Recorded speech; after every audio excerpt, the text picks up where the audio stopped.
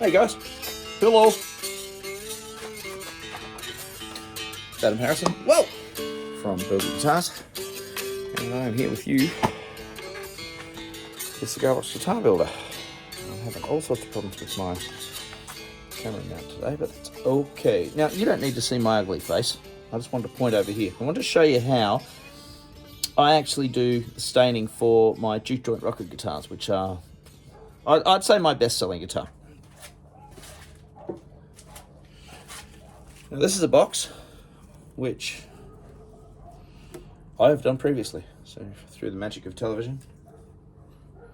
Alright, so it's a stain, it's a rough, dirty stain. I build the boxes myself.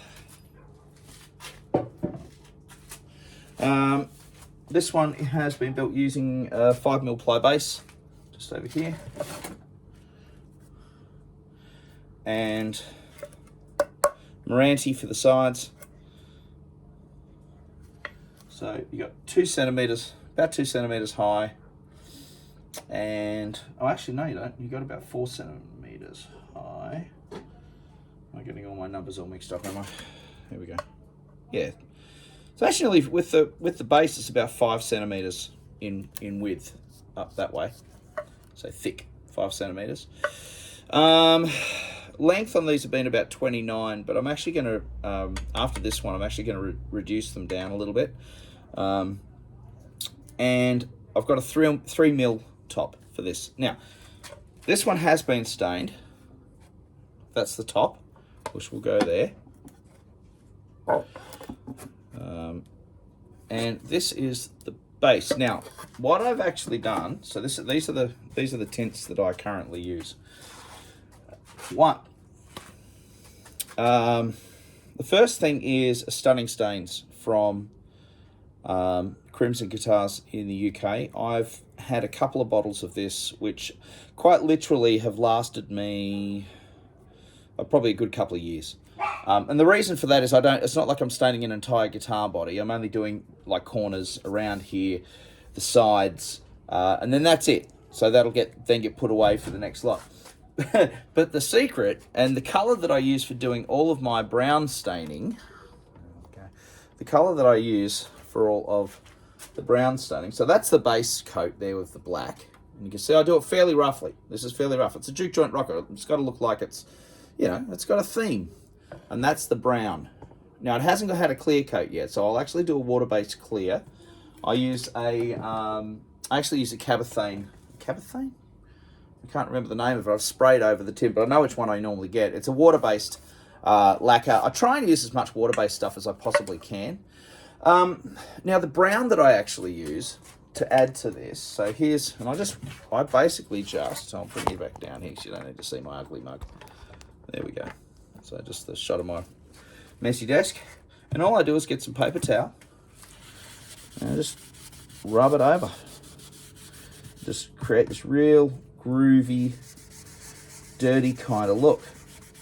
And this is how I color up my Juke Joint Rockers.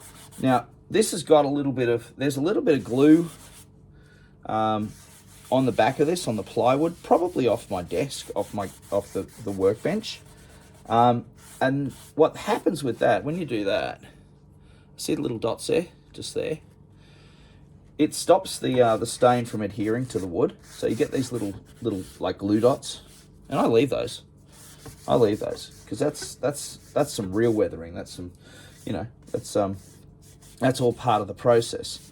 Little pencil marks every now and again. If I've been doing some measuring, there's a little pencil mark. I like to leave a bit of those. It just shows that human side.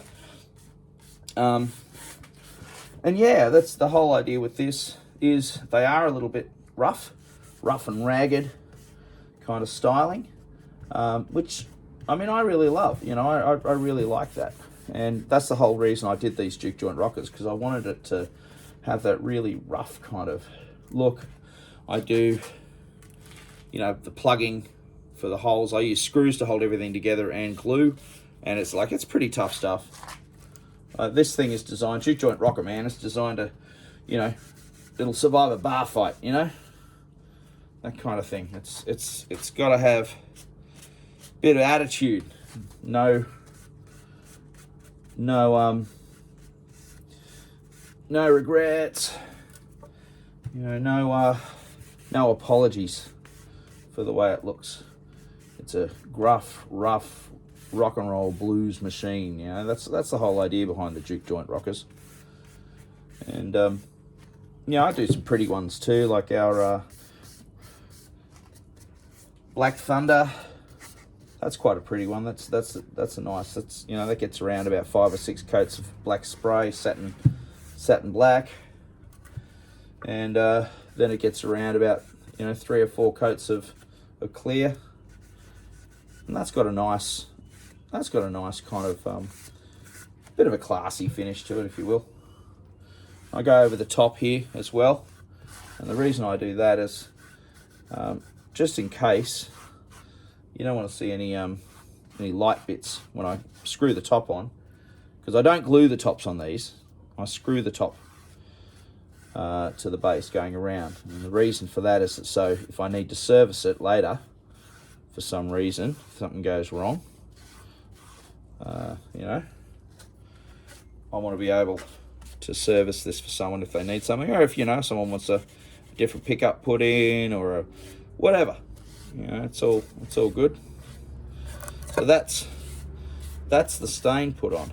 Now it's got a real kind. Now it's got this real kind of really groovy, rough and ready kind of look about it.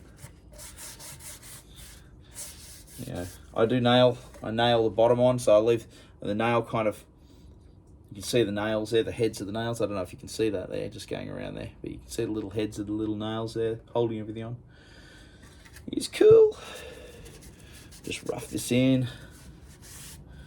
And as I said, you know, I like to see where I put the putty in to cover the screw holes, the screws that are in there. I like that too, because that's just got a real kind of, you know, old Coke box, the old boxes that the Coca-Cola or used to get delivered in and stuff like that. So that's it. That's the secret to the. Not a secret anymore. Not much of a secret, is it really, if you talk about it? But that's kind of the look now. You know, that's the Juke Joint Rocker. That's the base coat's done now. So I'm happy with that, and I'll leave these to dry. And then tomorrow after work, when I come home, I'll get out my water-based clear, and I'll give this a good couple of coats of water-based clear, and then, you know, should be ready to have the neck installed. And if you're watching this, Phil, this one's for you. So just giving you a little bit of a clue as to how your Juke Joint Rocker is coming together. Hee-hee. All right, guys. Adam from Birdwood Guitars. You've been watching the Cigar Box Guitar Builder. Yeah. Okay. So this I don't know whether I just mentioned it before, but this is a Bunnings. Not Bunnings. What the hell am I talking about? Aldi. I bought this. It's a floor stain, and I bought this from Aldi. I think it cost $20. And man, I've done my back stairs in this with this tin, and it's done hundreds of guitars, and it's still going. I've still got about I reckon about a third or a quarter of a bucket left of this stuff, man. And I'm really hoping. What was this? Calisander or something like that. I can't see the name. It's on the top. But, you know, when Aldi do their floor stains again, Palisander. There he is, Palisander. That was the colour. And I love that. I've always, you know, every guitar I've done with this base coat has always been really, really cool. So, you know, you do get funny colours and things like that from all sorts of weird places. And the stains, I love using those water-based stains. If you want to try some really cool water-based stains, try Crimson Guitars. They do some really, really cool stuff. Yeah, and then this is my secret weapon. You know, my good old Aldi floor stain. Yeah, all right, cool, guys. Adam, Birdwood Guitars. Go and check us out at www.birdwoodguitars.com. Go and build something. Get messy. Get dirty. Yeah.